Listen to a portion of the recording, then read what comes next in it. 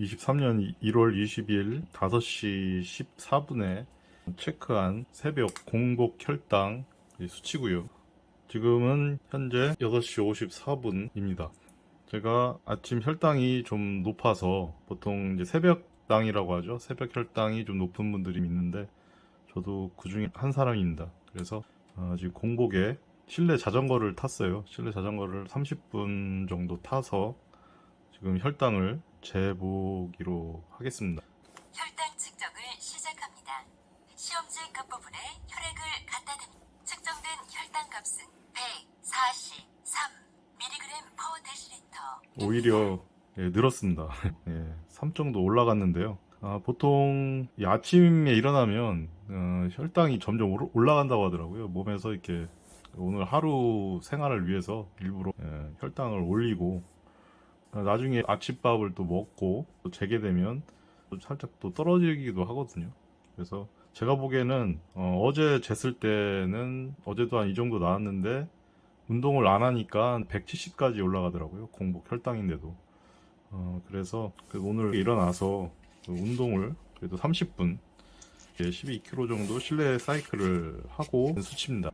20일 전에 공복 혈당이 320 나온 거 치고는 많이 지금 줄어들었죠. 180 정도 지금 줄어든 상태인데요.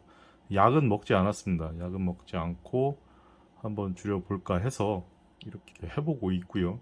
건강검진을 작년 22년 12월 28일 날 받아서 1월 6일에 전화가 왔어요. 병원에서 혈당이 너무 높다고 다시 재검을 좀 받아야겠다고. 그래서 재검을 받고 10일? 10일 날 결과가 나왔는데 그때 아침에 바로 가서 혈당을 재보니까 285가 나오더라고요. 공복 혈당이. 그리고 내원을 해서 원장 선생님이 약을 먹어야 된다. 이제 약을 먹어야 되는데 제가 약을 안 먹고 식이요법하고 운동요법으로 당을 한번 내려보겠다. 그리고 한두 달 후에 다시 내원을 하겠다. 그렇게 말씀을 드리니까 위험한 방법이다. 지금은 약을 먹어야 되는데 본인이 그렇다고 하면 그렇게 해보시고 안 되면 오시라고, 그리고 몸을 주의하셔야 된다고. 지금 고혈당이다 보니까 그런 말씀을 하셨는데 요즘에는 유튜브라든지 인터넷에서 당뇨인들이 이렇게 영상을 올리시기도 하고 글을 올리셔가지고 많이 이제 정보가 공유가 돼가지고 음식도 이제 가려 먹게 되면 어느 정도 혈당을 내릴 수 있고 식사 후 운동을 하게 되면 혈당이 많이 내려간다는 그런 사실을 대부분 알고 계신 상황이지 않습니까? 그래서 저도 그런 분들 영상하고 글을 접하고 좀 용기를 내서 내 몸은 내 스스로 관리를 해야겠다, 어디에 의지를 하지 말아야겠다라는 그런 마음으로 이렇게 좀 어설프게나마 이렇게 영상을 올리는데요.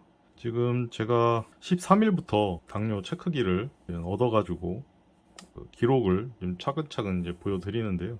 1월 13일 날은 278 이렇게 높게도 나오고 19, 2시간 후에 점심 먹고, 그리고 15일 날은 또 아침에 잰게 215, 아마 공복일 겁니다. 그리고 15일 날 점심 먹고 297, 그리고 2시간 후에 284, 그리고 저녁 때가 되면 당이 확 떨어지더라고요. 전반적으로. 그리고 그때 8시 174, 그리고 다음날 아침 공복 혈당이 204, 그리고 16일 날 점심 식사 전인지 후인지 모르겠는데 198, 그리고 16일 날 4시 50분 공복에 158, 16일 저녁 7시 좀 안 돼서 140, 9시 10분 정도 되는데요. 이제 163, 16일 10시에 158, 16일 11시 23분 142, 그리고 17일 날 아침 6시 반 158, 공복 혈당이 158까지 떨어졌네요. 그리고 17일 날 9시 16분 식사하고 176, 그리고 밥 먹고 2시간 후에 점심 먹고 144, 그리고 1시간 후에 150, 저녁 먹기 전 5시 반에 166, 1시간 후에 7시 좀 안 돼서 168, 그리고 8시 50분 147, 17일 자기 전에 10시 50분 162, 그리고 18일 8시 40분 159, 18일 8시 35분 162, 점심 식사하고 18일 날 132, 그리고 4시 20분, 144, 공복이죠. 4시 50분 142, 5시 42분 178, 그리고 9시에 129, 그리고 19일 어제죠. 6시 50분에 150.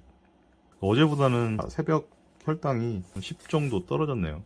그리고 아침 먹고 177, 아침 먹고 2시간 후에 운동을 좀 했어요. 그러니까 106까지 떨어지더라고요. 그리고 점심 전 116, 점심 먹고 119, 점심 먹은 후 2시간 후에 159, 1시간 후에 124, 그리고 점심 먹고 2시간 후니까요 129. 저녁을 먹고 잰 것 같습니다. 먹고 134, 1시간 후에, 그리고 2시간 후에 132, 그리고 자기 전에 108까지 떨어지네요. 그리고 오늘 아침이 140, 5시 14분, 그리고 현재 143, 아직 식전입니다. 뭐 이렇게 뭐 그동안 진행된 상황하고, 그리고 현재 그 상황을 이 당 체크기로 확인을 해봤는데요. 약 없이 한 겁니다. 이건 뭐 제가 뭐 주작도 아니고 제 몸을 가지고 조작할 것도 아니고요.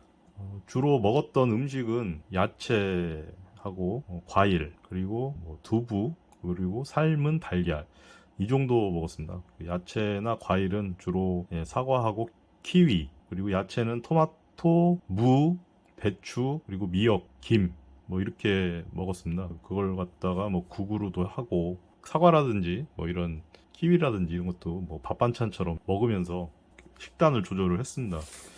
그리고 한 처음 3일 정도는 극단적인 단식을 했고요. 그리고 그 이후로 좀 전에 말씀드렸던 이제 그런 그 음식 재료로 식사를 했어요. 그렇게 해서 한 22일이 지난 지금 현재 320에서 한 공복 혈당 140, 그리고 일과 중에 그렇게 운동을 좀 하고 하면 최하 106까지도 지금 떨어뜨렸습니다. 그래서 다음 달쯤에 병원에 한번 내원을 해서 그 당화 혈색소가 제가 그때 재검 받았을 때는 11.3이 나왔어요. 보통 당화 혈색소가 제가 알기로는 12가 넘으면 응급실 들어가야 되는 상황으로 알고 있는데요. 그런 상황은 좀 피해야 된다는 생각이 들어가지고요. 처음에는 약을 먹을까 하다가 제가 5년 전에도 그때 400이 넘었었어요. 당화 혈색소가 11.8까지 갔었죠.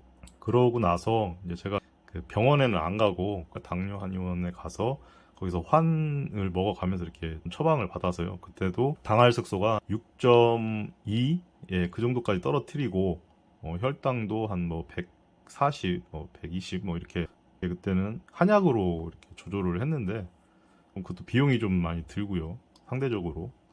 그래서 어느 정도 하다가 한 1년 좀 넘게 하다가 그냥 병원에 가서 양약을 받아가지고 했는데 이게 소화불량이 너무 심하더라고요. 뭐 설사도 많이 나오고 뭐 소화도 잘 안 되고 생활하는데 좀 지장이 있어서 한 반년 정도 먹다가 또 단약을 했어요. 그리고 뭐 운동요법하고 식이요법을 했는데 이 사회생활 하다 보니까 쉽지가 않더라고요. 그래서 그렇게 한 또 1, 2년이 또 지나고 나니까 작년에 제가 10월 달부터 좀 스트레스가 엄청 심했었습니다. 그러다 보니까 이 스트레스성인지 몰라도 근데 몸이 되게 피곤해지고 아침 저녁 출퇴근하는데 졸음운전도 막 이렇게 하게 되고 몸이 너무 안 좋아지더라고요. 그래서 그런 것도 있고 좀 무기력해진다고 해야 되나요? 그러다가 12월쯤 되니까 5kg가 갑자기 빠지는 거예요. 한 달 사이에. 그래서 몸이 좀 이상하다. 그리고 회사 그런 문제도 있고 해가지고 일단은 회사를 퇴사를 했습니다. 퇴사를 하고 지금 이제 한 달 채 안 되는데 이제 집에서 식이요법하고 운동요법을 하면서 어떻게 보면 극단적인 그 당뇨를 좀 잡아보겠다고 무모한 도전이라고 해야 되나요? 그런 시도를 하고 있는데 제가 이제 좀 살집이 있다 보니까 이 지방간이 좀 있더라고요.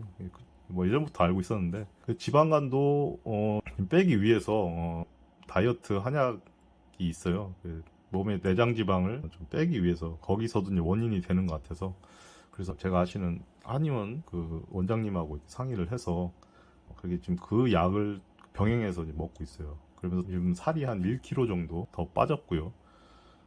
그래서 지금 몸이 되게 좋아지고 있고 가벼워지고 있습니다. 지금 제가 느끼기에. 그 원장 선생님 말씀도 일리가 있는 게 이 당뇨는 뇌질환이라는 말씀을 하시더라고요. 그 5년 전에 그 다른 한의원에서도 그 뇌로 충분히 지금 혈액이 공급이 안 되니까 뇌에서 당을 그 생산하라고 이제 간하고 이제 췌장에다가 이제 명령을 이제 내린다는 거죠. 그러다 보니까 이제 서로 이 뇌하고 이제 그 내장 그런 장기들하고 이런 서로 이게 이 커뮤니케이션이 안 돼서 이게 당이 오르는 거라고 이제 그렇게 말씀을 하시는데, 이번 그 원장님도 똑같은 말씀을 하시더라고요. 이 뇌질환이다. 뇌가 충분히 포도당을 먹어야 되는데 그걸 공급을 못 받으니까 강제적으로 이제 포도당을 만드는 그 간에다가 그 명령을 하게 되고, 간이 좀 과하게 지금 그렇게 일을 하고 있어서 지금 악순환이다. 그래서 이제 그런 그 원인을 그렇게 이제 생각을 하고 지금 이렇게 하고 있는데, 목표는 이제 3개월 동안 그렇게 하게 되면 한의원 원장 선생님도 정상으로 충분히 돌아올 수 있고, 그 이후도 이제 식이요법하고 운동요법을 통해서 유지가 가능하다고 그러셔서 그런 방향으로 지금 하고 있습니다. 뭐 이 영상이 도움이 되셨는지는 모르겠는데요.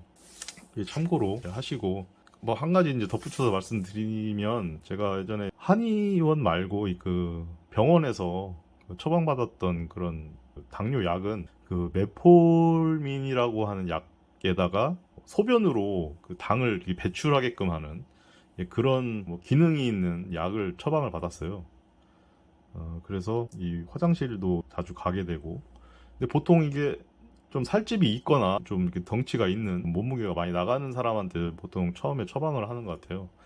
그리고 제가 아는 지인은 보니까 좀 마른 당뇨인데, 그분은 이 췌장의 그 췌장 세포, 베타 세포라고 하죠. 그 인슐린을 그 만드는 베타 세포를 이렇게 자극을 해서 더 인슐린을 끌어내는 그런 또 약을 또 처방을 받았더라고요. 그래서 보니까 보통 그 몸무게를 재는데, 몸무게가 많이 나간 당뇨인들은 이제 소변으로 배출하는 그런 약을 갖다가 처방을 하는 것 같아요. 메폴루민하고 그 결합되어 있는. 그리고 마른 그 당뇨인들께는 인슐린이 부족하다고 생각을 해서 그런지 그쪽으로 이렇게 처방을 하시는 것 같아요. 이건 뭐 제 추측입니다. 제 개인적인 생각이니까 뭐 이건 참고만 하시고요. 그래서 앞으로 제가 시간 날 때마다 당뇨 제 진행 상황을 계속 그 영상으로 앞으로는 올릴 계획입니다. 그리고 제가 기록 이렇게 하기도 하는데, 이 기록한 것들도 관리를 잘 못하다 보니까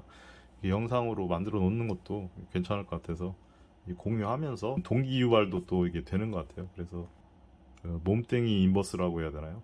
이렇게 몸에 있는 어떤 수치를 내리는 그런 영상을 한번 앞으로 계속 올리겠습니다.